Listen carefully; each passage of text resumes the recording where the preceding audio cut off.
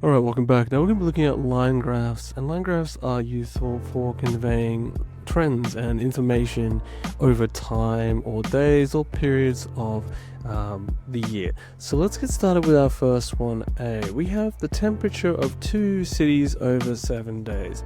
This might be helpful because we may be monitoring these different climates and we might be deciding, let's have a closer look.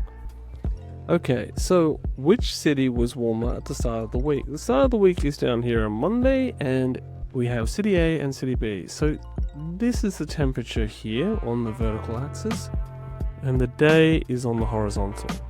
So we have city B sitting around about 18 degrees, and city A sitting about 22 degrees. So the first one is going to be city A. It was warmer in city A and colder in city B. Which city was warmer on Saturday? So if we go across to Saturday and we follow it all the way up to our points, we can see that for city A, looking around 32 degrees, but for city B, we've actually gotten up around 34. So city B is warmer. On which day did both cities have nearly the same temperature? So I'd probably say that the answer to this one is going to be Friday. And the reason is because when Friday occurs, both of these values are converging together. They're getting closer. These values up here on Saturday seem to be diverging slightly or getting further apart. So I'm going to say Friday, but you could write Friday and Saturday. Okay, would you describe the general shape of the graph as linear or non-linear? Now, a linear graph looks like this. It is a line with a very clear trend that is either up or it is down.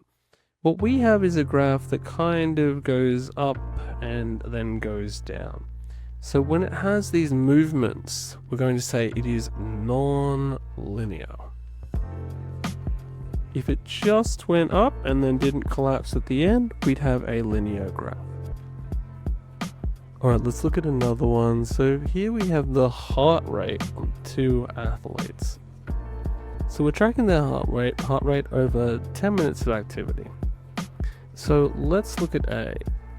Which athlete had the higher starting heart rate? So when they both start, before they do any exercise, what are they all getting? So athlete A is higher.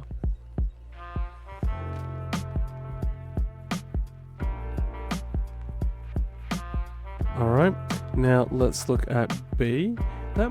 If they have a higher heart rate, it might mean that they are less fit, a higher resting heart rate. It might also mean that they've done some exercise prior to arriving. Which athlete's heart rate was higher at minute 10? Well, at minute 10, the higher one was here, and that was athlete B.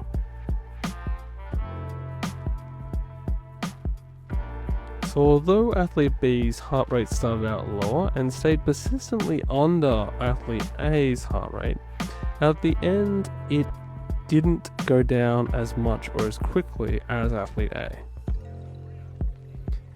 Alright, at which minute were both athletes' heart rates approximately the same? Again, we're going to say around minute 6, when both values are kind of converging together.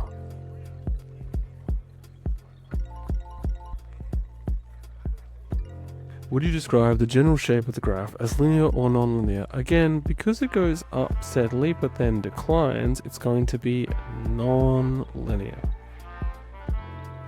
Alright, that's it for this video. Hope it was helpful, and I will see you in the next one.